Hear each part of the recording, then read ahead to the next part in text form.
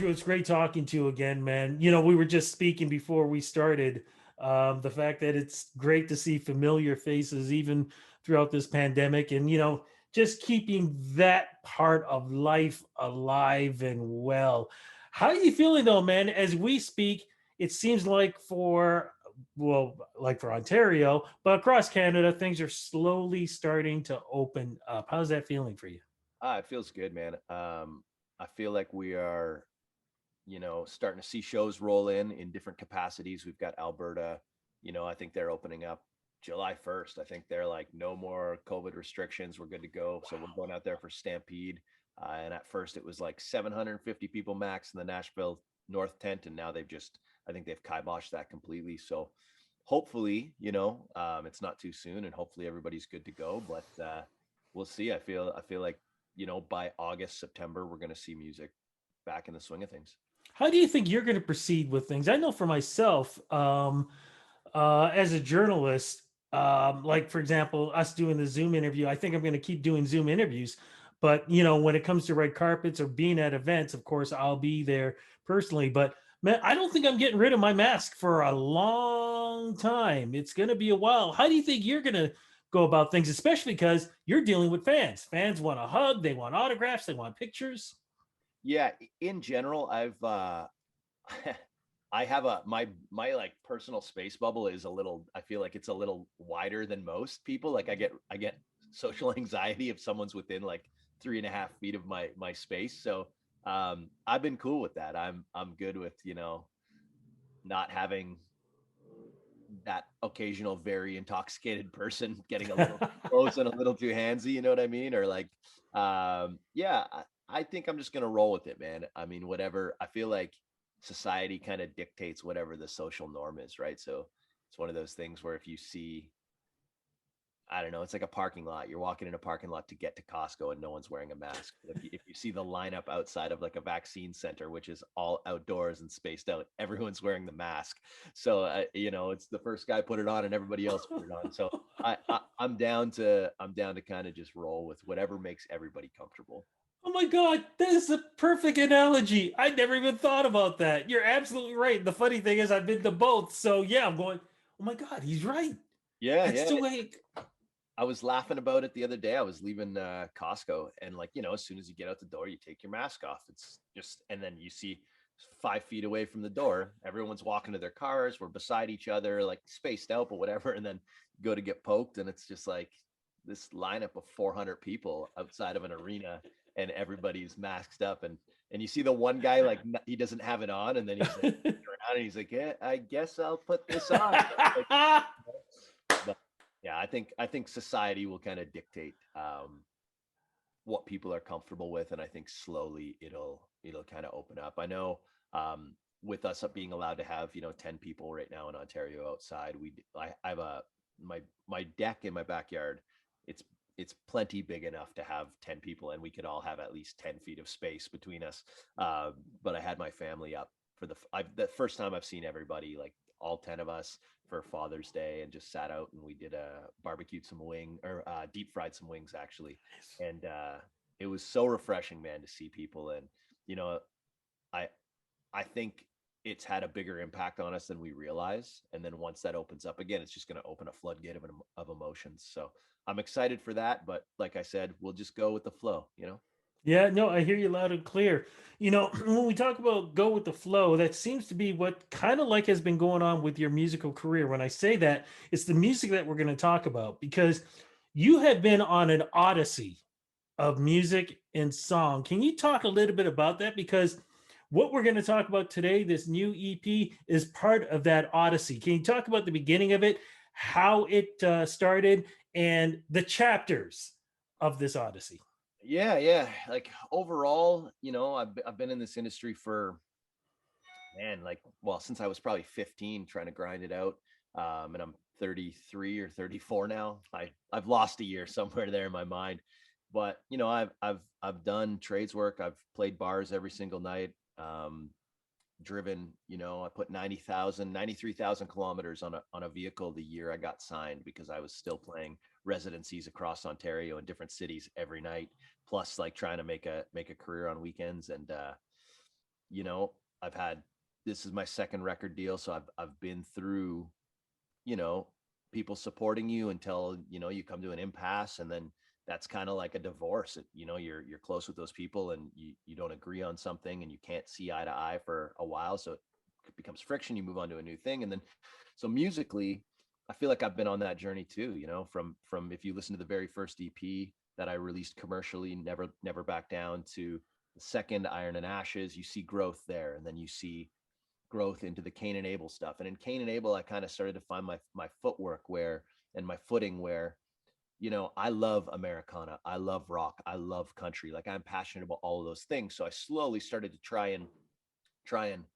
release a little bit of that on all of them. And then, you know, we put out the Neverland EP, which is pretty much rock and country blended together. And then there was this project in my mind, this concept I actually had. I was sitting out in LA, and I mentioned this EP when we talked about Neverland, actually, with you, I Yes. think last. And I had this idea to write a record, a concept record called The Roaches, the Ravens, and the Wildflowers, each of those people being a character in the music industry. And um, and different people I've encountered, and that just sunk in. So I went out to LA, and I was sitting at a buddy's house. He had this beautiful orange tree in his backyard out in Silver Lake, I think it's called, out in LA. So I sat under that tree, and I smoked more joints than I've ever smoked in my life. And I wrote, and I'm not a guy that gets stoned a lot, but it really helped me kind of get the blinders on, you know, when you get tunnel vision a little bit from it. Um, and I started thinking about these characters, the roach, the raven, the wildflower. And I'm like, who are these people, and what have they done that's changed me for the better or for the worse? And I wrote, you know, these three songs, and then I kind of went like, well, where does this belong? It doesn't really belong in country. But then I started to listen to guys like Jason Isbell, um, and you know, and he's got Jason Isbell in the 400, and those guys, they're country artists that live in Americana rock and country, and they live in it all. So I was like, you know what? I want to record these songs. I want to do them live off the floor. I want to go into a studio with guys that I respect and I'm friends with, and just create and just have a good time. So we went in for 2 days of pre-pro, 2 days of tracking, and we got what we got. You know what I mean? There was no big touch-ups. There was nothing. It was like, this is just raw and real. And I felt that's the way I wanted to release it. And for better or worse, that's how it came out. And I'm grateful we did it that way. If You know that what's cool? answers. Yeah, no, what's cool too is visually we get to see it on some of the music videos too.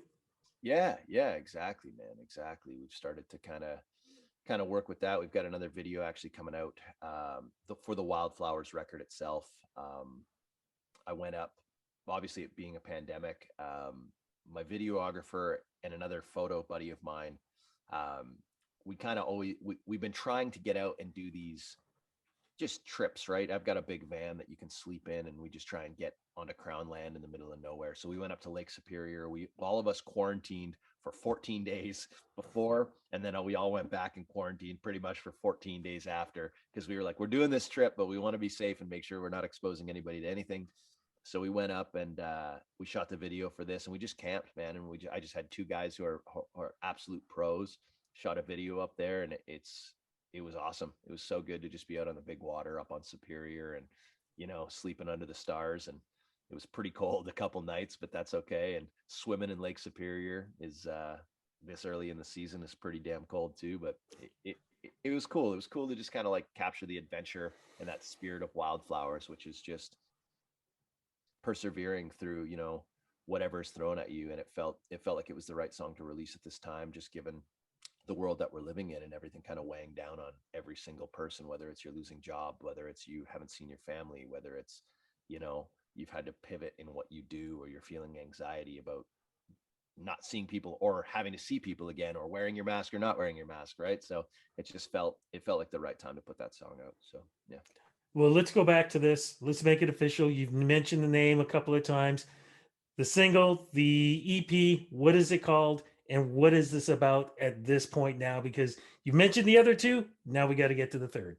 Yeah, so the EP ended up being called Wildflowers, and that's the lead single off of it as well, as Wildflowers. And yeah, just I had this idea of individuals in the music industry who, for me, it was in the industry, but it can apply to anything. People who just know who they are, and no matter what comes at them, they don't give up, right? I think about guys like JJ Shiplett, Jessica Mitchell, Kelly Prescott, dear friends of mine who, when you listen to voices in the Canadian industry and beyond, it's like, to me, I'm like, how are those people not the biggest stars in Canada? Because their voices are insane. Their talent is insane. Like, they will break your heart with like three notes. You know what I mean?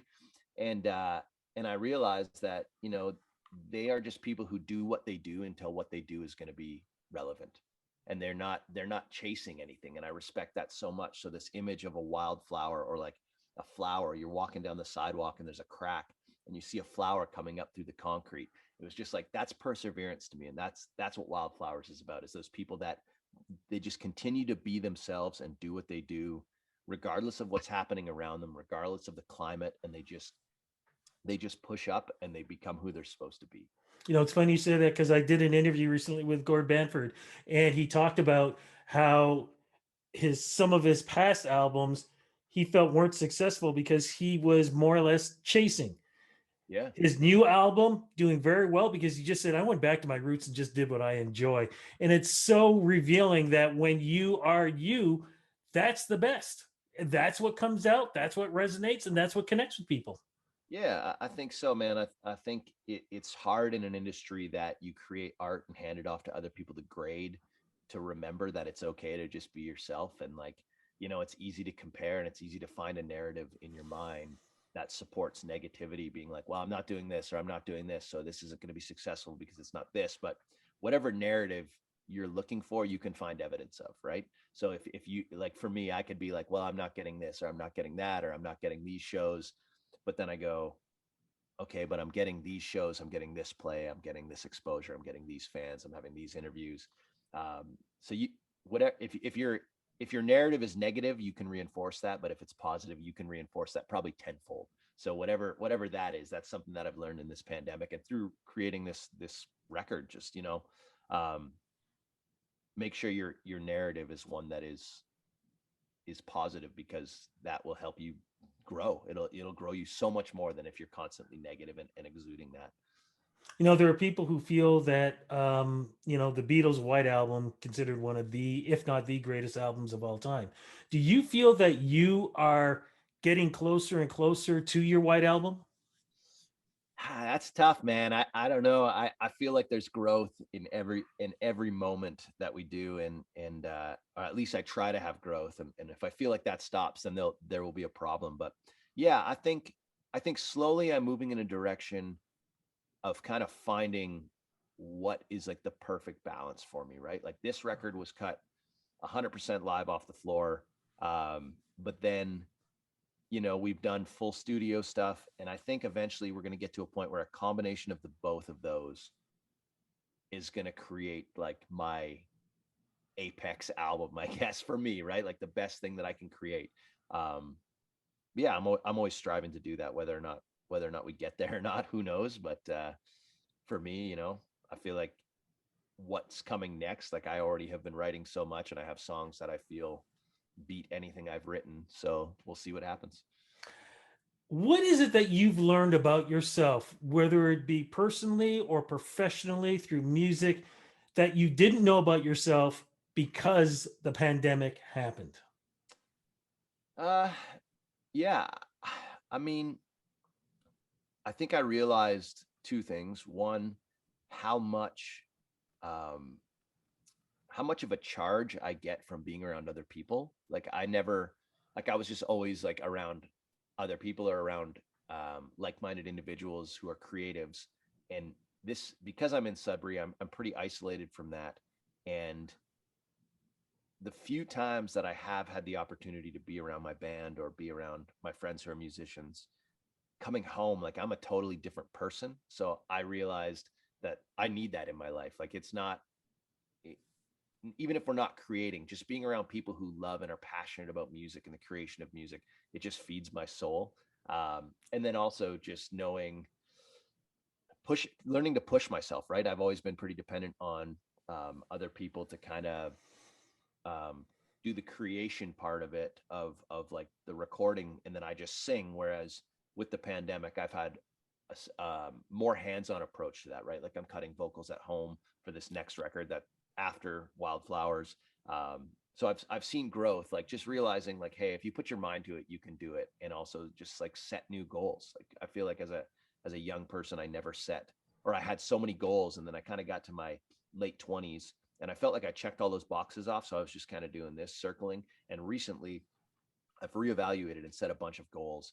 And even doing that and like sending that to my team, you can just see there's like a passion and a fire again. Everybody has a goal to work towards. So I've learned so much about myself this year, for better or worse. It's kind of shown me the negatives and the positives, and I hope everybody's had a year like that where they just feel, for better or worse, there is growth.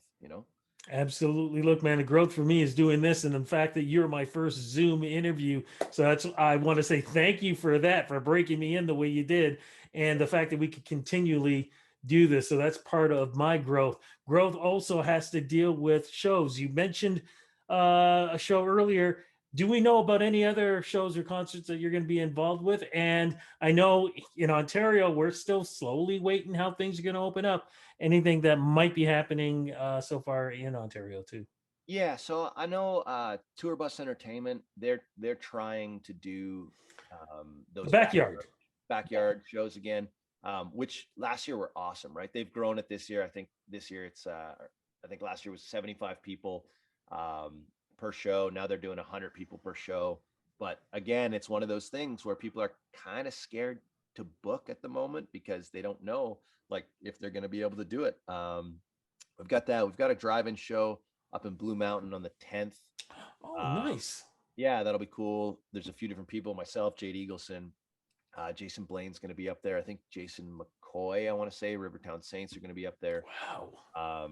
So I think that'll probably be the last of the drive-in shows, though. I think they're done after this. Um, and yeah, that's pretty much it, man. Like I've got a broadcast show tomorrow in North Bay. We're shooting it up on top of I think it's the Capitol Center there. It's like a rooftop. It's filmed, and it was pre-purchased, and it's being broadcast later on. Again, kind of like the tail end. We're wrapping up all of those plans that happened during COVID, but I know talking to Julian over at Pecan, um, stuff's coming. It's just everybody is sort of easing into it. I think by September, we're gonna see all the shows are rolling again for sure, though. Fantastic. Look, my friend, I'm hoping I'm going to be part of those shows too. Any word yet about the CMAOs? Are you going to be part of that? Any chance? I'm not sure, man. I've kind of tuned out from all of that at the moment. If it's happening, I will absolutely be there. And then if the CCMAs, hopefully, I know they pushed them to November this year. Yeah. My fingers are crossed, man. I that would just be the best gift at the end of all of this, is to see all of you. You know what I mean? To see everybody in the industry that we usually see in the summer. I see them more than I see my significant other, all of my friends in the industry, because we're on weekend shows or midweek shows together, and then all of a sudden that's been taken away. So I think it's just going to be absolutely fantastic to have that happen, and fingers crossed, right? Fingers crossed, man. Looking forward to seeing you in person too, sitting down, talking, chatting away. Just, you know, that's the fun part. That's the energy. And even though we can't do it right now, the fun and the energy is through your music too, man. You've done an amazing job during this pandemic and what you created, man. In a lot of ways, consider this part of your White Album because, like I said, it's amazing music that you've done. And I cannot wait to hear the other stuff that you've written too, man. Thank you so much for the interview, my friend. We gotta definitely talk again soon. We will for sure. And thanks for always making time.